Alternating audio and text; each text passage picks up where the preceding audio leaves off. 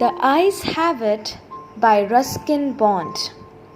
Before you read, most of us visit our relatives or friends living in far-off places. Long journeys by bus or train provide us good opportunities to meet new people. Though we come across many co-passengers, we remember a few of them because of their uniqueness. Now read this interesting story about two such co-passengers. I had the train compartment to myself up to Rohana. Then a girl got in.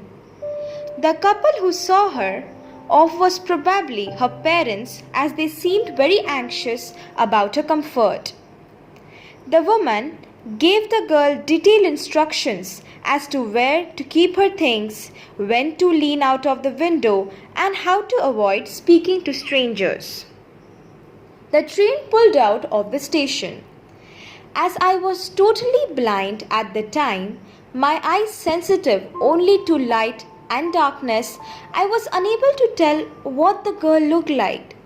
But I knew she wore slippers from the way they slapped against her heels.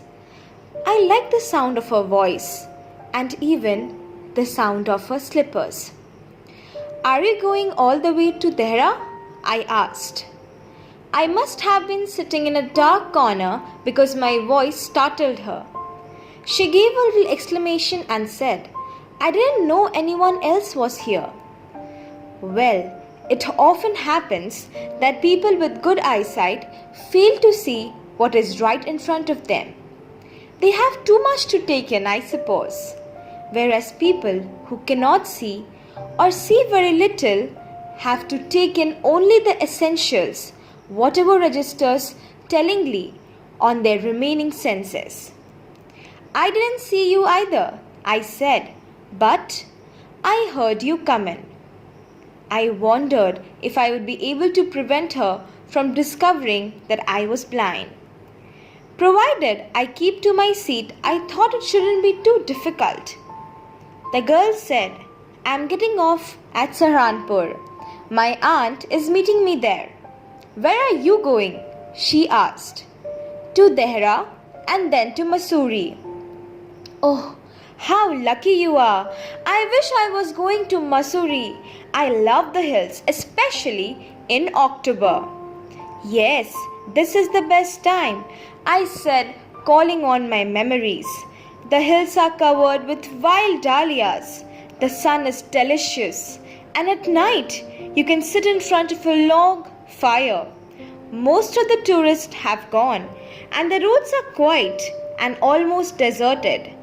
Yes, October is the best time." She was silent. I wondered if my words had touched her or whether she thought me a romantic fool. Then I made a mistake. "What is like outside?" I asked.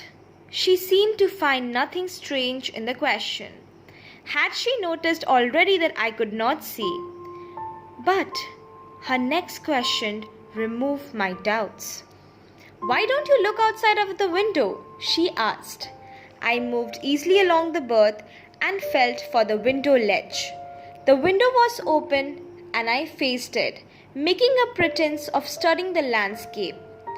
I heard the panting of the engine, the rumble of the wheels, and in my mind's eye, I could see telegraph posts flashing by.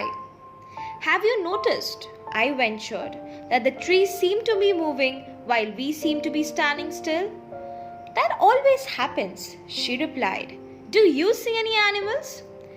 "No," I answered quite confidently. I knew that there were hardly any animals left in the forest near Dehra.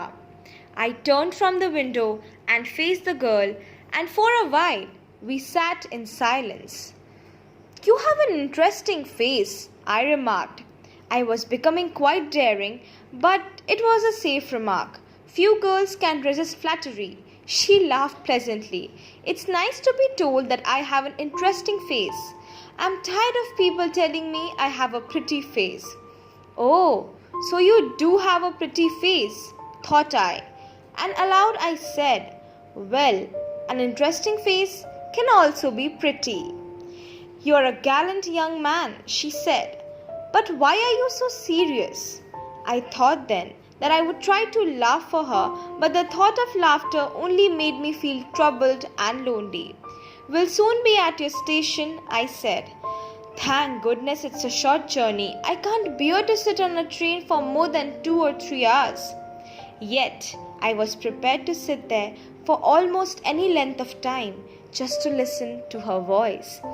Her voice had the sparkle of a mountain stream. As soon as she left the train, she would forget our brief encounter, but it would stay with me for the rest of the journey. The engine's whistle shrieked. The carriage wheels changed their sound and rhythm. The girl got up and began to collect her things. I wondered if she wore her hair in a bun or if it was plaited. Perhaps it was hanging loose over her shoulders, or was it cut very short? The train drew slowly into the station. Outside, there was a shouting of the porters and vendors and a high-pitched female voice near the carriage door. That voice must have belonged to the girl's aunt. "Goodbye," the girl said. She was standing very close to me, so close that the perfume from her hair was tantalizing. I wanted to raise my hand and touch her hair, but she moved away. Only the scent of perfume still lingered where she had stood. There was some confusion in the doorway. A man getting into the compartment stammered an apology. Then the girl banged and the world was shut out again. I returned to my berth. The guard blew his whistle and we moved off. Once again, I had a game to play and a new traveler. The train gathered speed. The wheels took up their song. The carriage groaned and shook.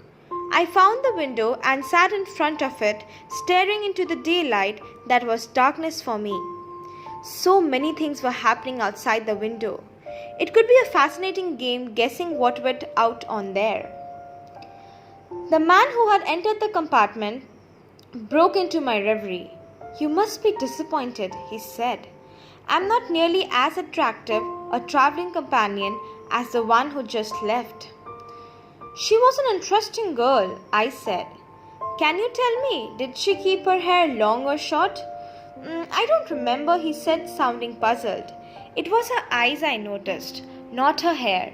She had beautiful eyes, but they were of no use to her. She was completely blind. Didn't you notice?"